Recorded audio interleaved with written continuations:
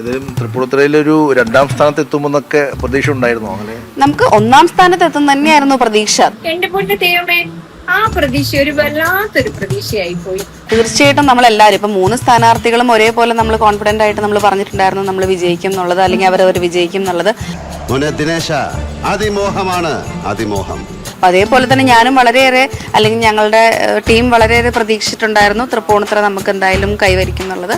ഇങ്ങനെയൊക്കെ പ്രതീക്ഷിക്കാൻ പാടുണ്ടോ? ബട്ട് ഇലക്ഷനാണ്, എന്തായാലും തോക്കുന്നതും ജയിക്കുന്നതും ഒക്കെ ഇതിന്റെ ഒരു ഭാഗമാണ്.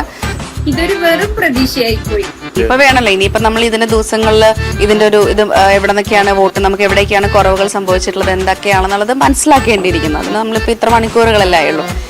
അതിനെന്താ ഇത്ര മനസ്സിലാക്കാൻ? ജനങ്ങൾ വോട്ട് ചെയ്തില്ല, തോറ്റു. തീർച്ചയായിട്ടും എന്നെ സംബന്ധിച്ച് എനിക്കതൊരു പുതിയ അനുഭവമാണ്. അത് എനിക്ക് കിട്ടിയ ഓപ്പർച്യൂണിറ്റി ഞാൻ മാക്സിമം എക്സ്പ്ലോർ ചെയ്തിട്ടുണ്ട്, മാക്സിമം ഞാൻ ജനങ്ങളിലേക്ക് എത്താൻ ശ്രമിച്ചിട്ടുണ്ട്. എനിക്കൊരു ചോദ്യം ചോദിക്കാണ്ട്, അടുത്തൊരു അവസരം തന്നാൽ തോക്കാൻ തയ്യാറാകുമോ? അങ്ങനെ വന്നാൽ തീർച്ചയായിട്ടും സന്തോഷമായിട്ട് ഞാൻ ആ ഉത്തരവാദിത്തം ഏറ്റെടുക്കും. ഇല്ലെങ്കിൽ പോലും ഇതിന്റെ ഒരു ഭാഗവത്തായിട്ട് ഞാൻ ഉണ്ടാവും, ഉറപ്പ്. എന്തായാലും ഇത്രയും ഗതികെട്ട ഒരാളുടെ അവസ്ഥ ഓർത്തപ്പോ എനിക്കിതാണ്ട് ഈ സീന ഓർമ്മ വന്നത്. ഇത്രയും വലിയ ഗതികെട്ടവൻ ഈ ലോകത്ത് വേറെ ആരെങ്കിലും ഉണ്ടാവും എന്റെ കർത്താവ്? അതിനുശേഷം ഒരു മുഖം ഓർമ്മ വന്നു.